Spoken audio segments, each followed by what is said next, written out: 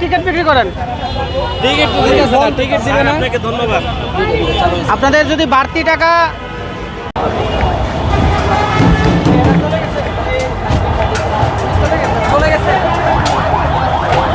আপনাদের চার্জ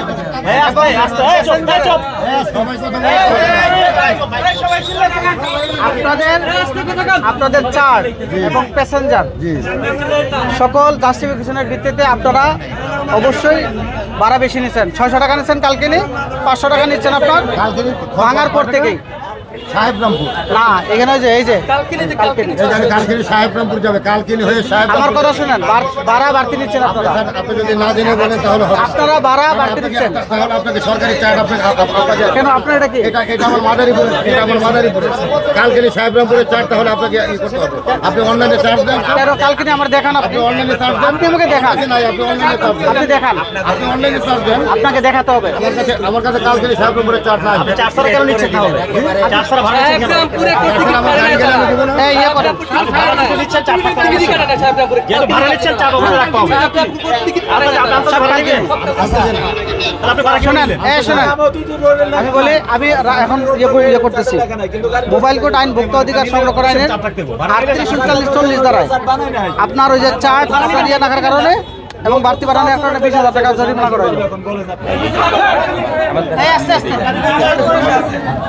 রাস্তার পাশে গাড়িগুলো কি করে? ওগুলি স্যার বিক্রি হয়ে গেছে, এখন আপনার কাছে গাড়ি নেই স্যার। গাড়ি স্যার কাউন্টার এই ভাই গাড়ি নেই, টিকিট আছে, টিকিট আছে। হ্যাঁ, এই যে এই কেমন টিকিট বিক্রি করছে সব ভিডিও ভাড়া আমাদের কাছে বলে কিন্তু এক লোক কাটটা টিকিট কত টাকা ভাড়া চাইছে? 250 টাকার ভাড়া 500 টাকা করে চাইতে আছে। শরৎপুর সুপার সার্ভিস ভাড়া 250 টাকা, কিন্তু চাইতে আছে 500 টাকা করে।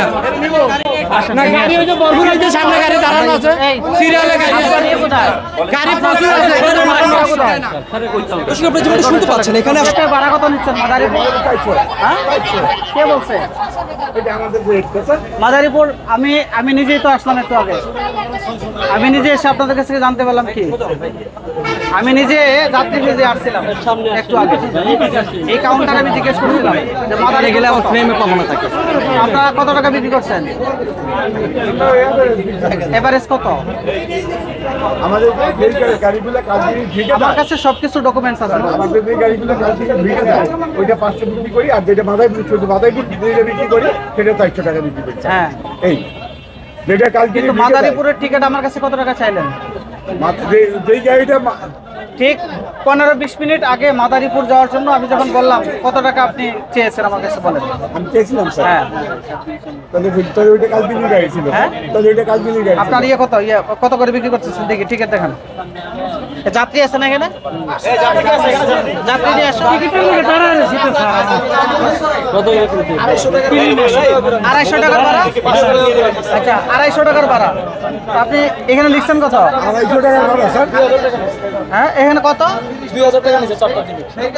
তো আপনি এই 250 টাকার ভাড়া 500 করে নিলেন কেন? হ্যাঁ, দেখি আপনার কোথায় 395 টাকা 395 টাকা কি? দেখেন স্যার, এটা তো আপনার ইয়ে পর্যন্ত মাদারীপুর মাদারীপুর 395। তো আপনি নিচ্ছেন কত? ওই যে কালকিনিতে গাড়িটা ঢুকে ওইটা একটু বাড়তি নিয়ে স্যার। আপনি ভাড়া বেশি নিচ্ছেন।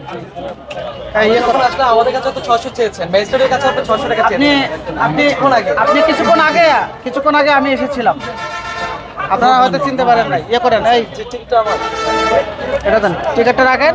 250 টাকার ভাড়া আপনি রাখছেন। আপনার বাস কি লোকাল না ইয়ে? হ্যাঁ, দৌলত ডাইরেক্ট মাদারীপুর কোনো ডাইরেক্ট কোনো পথে কোনো যাত্রী উঠে না স্যার। পথে কোনো যাত্রী করে না। তো আপনি টিকিট বন্ধ করে রাখছেন কেন? এই যে সার্ভিকে দিতেছিলাম, উনি বললো যে এখন বন্ধ। না, ওই কাউন্টারে বলতেছে টিকিট নাই, আমরা তো গেলাম। গাড়িটা নাই দেখে ওই কাউন্টার বন্ধ থাকে, গাড়ি থাকলে আবার দেই। আপনি কাজ চালু রাখেন, টিকিট দিতে থাকেন। আর গাড়ি না হইলে আপনার টিকিটটাই দিতে করবেন, গাড়ি কই সে একটু আগে আসছিল। আপনাকে সড়ক পরিবহন ইয়েতে দেন। হ্যাঁ, না, ভোক্তা অধিকার সংরক্ষণ আইনে দিয়ে দেন। আপনার 38-39-40 তিনটা দাঁড়ায় 20,000 টাকা ফাইন করা হয়।